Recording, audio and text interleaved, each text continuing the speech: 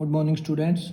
Today we are going to share ninth poem of 10th class Fog, and it is written by Carl Sandburg. So, firstly, we have to take a look on central idea of this poem. The poem uses the metaphor. Metaphor का use हुआ है बेटे इस poem के अंदर. अगर बात करें मेटाफर की तो मेटाफर का मीनिंग क्या होता है? A metaphor is a manner of describing one thing by calling it something else. Metaphor एक ऐसे मैनर में डिस्क्राइब किया जाता है जिसको एक चीज़ को दूसरी चीज़ से तुलना करके और दूसरी चीज़ की बात करके हम लोग कहेंगे. जैसे कि अगर एग्जाम्पल की बात करें, for example you could say my brother is a night owl.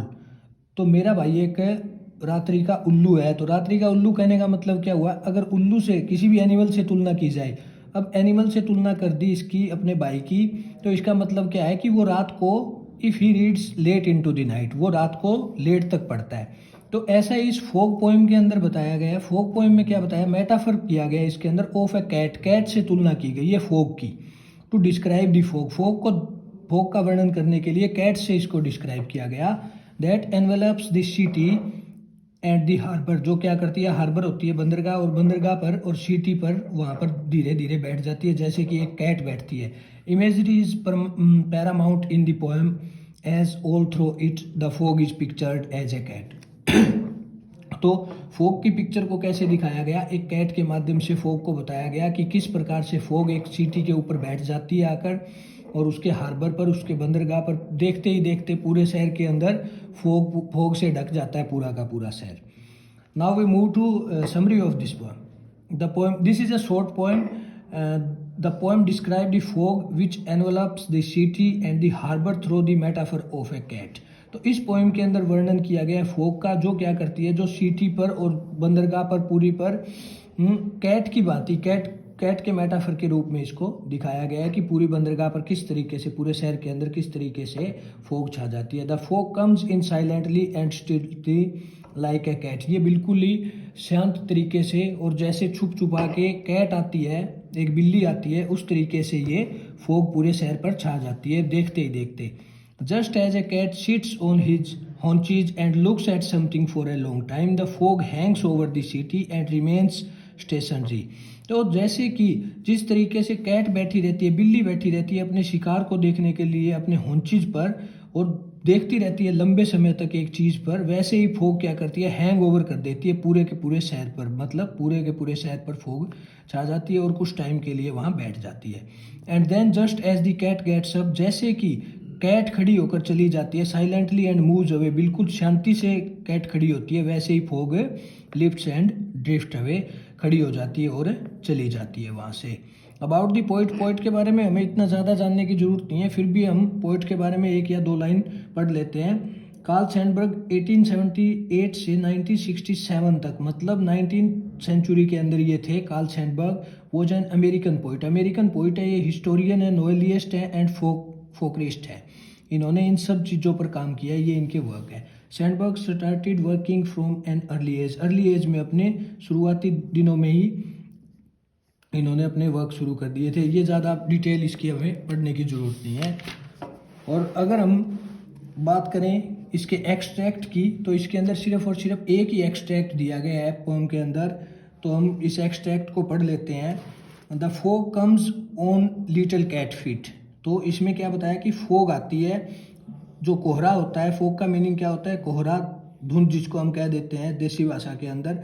The fog comes on little cat feet. तो कैसे आती है ये आती है कैट की तरह, बिल्ली की भांति. बिल्ली जैसे आराम आराम से आती है ना, वैसे ही ये आराम आराम से आती है और पूरे शहर के अंदर, पूरे शहर के ऊपर छा जाती है. It sits looking over harbour and city on silent haunches and then moves on. तो ये क्या करती है? ये पूरे के पूरे शहर के ऊपर बैठ जाती है धीरे धीरे, हार्बर एंड सिटी, पूरे के पूरे बंदरगाह पर और पूरे के पूरे शहर पर.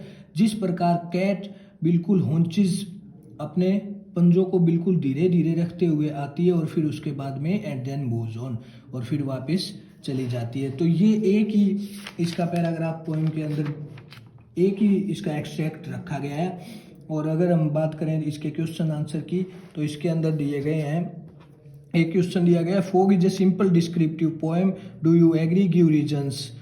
फोग है जो ये एक सिंपल डिस्क्रिप्टिव पोएम है। क्या आप इस बात से सहमत है? अगर सहमत है तो फिर इसके रीजन दीजिए। Descriptive poem uses many describing words and phrases to talk about something in a straightforward manner. तो डिस्क्रिप्टिव पोएम का मीनिंग क्या होता है? डिस्क्रिप्टिव पोएम वो होती है जिसके अंदर बहुत से वर्ड्स का यूज किया जाता है और फ्रेजेस का यूज किया जाता है किसी भी बात को सामने रखने के लिए।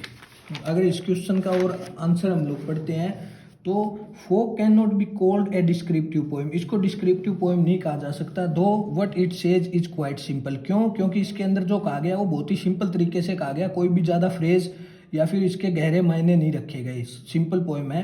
The poem is not a straight forward description of fog. इसके अंदर सीधा सीधा फोग के बारे में स्ट्रेट फॉरवर्ड सीधा नहीं बताया गया, सीधा वर्णन डिस्क्रिप्शन नहीं किया गया फोग का, क्योंकि एग्जाम्पल लिया गया कैट का। It is an example of extended metaphor wherein the fog is described by a metaphor. इसके अंदर एग्जाम्पल लिया गया मेटाफर का जिससे फोग का वर्णन किया गया है according to metaphor which continues throughout the poem. पूरी पोएम के अंदर वही आता है। इन द पोएम, इस पोएम में the poet describe the fog by comparing it to a cat. इस पोएम के अंदर पोइट जो है वो डिस्क्राइब करता है फोग को किसके साथ कंपेयर करके? कैट के साथ कंपेयर, एक बिल्ली के साथ कंपेयर करके। The fog is pictured as a cat that comes in stealthily and noiselessly. तो जो फोग है उसको बताया गया है कैट की तरह कि कैट क्या करती है, बिल्कुल ही सीधी आती है और नॉइस नहीं करती, बिल्कुल शोर ना करते हुए आती है। It hangs over the city and the harbour like a cat would sit looking silently and वॉचफुली।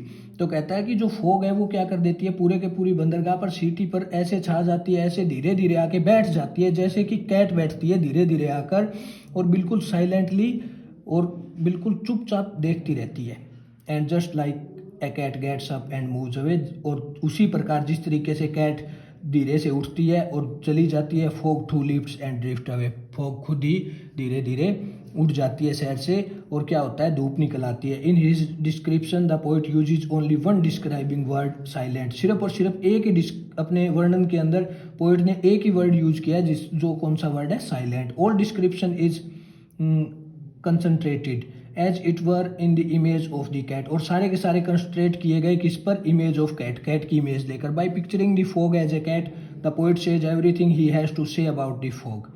ठीक है, सिर्फ और सिर्फ कैट को सामने रखकर पोइट कहता है कि मैंने सारा का सारा कुछ फोग के बारे में कह दिया है। तो बिल्ली से फोग की तुलना करके, जैसे कि बिल्ली बिल्कुल शांति से बैठती है और फिर वो आराम से खड़ी होकर चली जाती है, वैसे ही क्या होता है जब हम सुबह उठते हैं तो हम देखते हैं कि कोई भी फोग नहीं है, लेकिन फोग धीरे धीरे बिल्ली की तरह पूरे शहर के ऊपर छा जाती है, पूरी बंदरगाह को ढक लेती है। और फिर वैसे ही जैसे कैट एकदम से उड़ जाती है ना, वैसे ही सूर्य का प्रकाश जब आने लगता है तो फिर वो फोग उड़ जाती है। तो ये पोएम थी fog written by Carl Sandburg.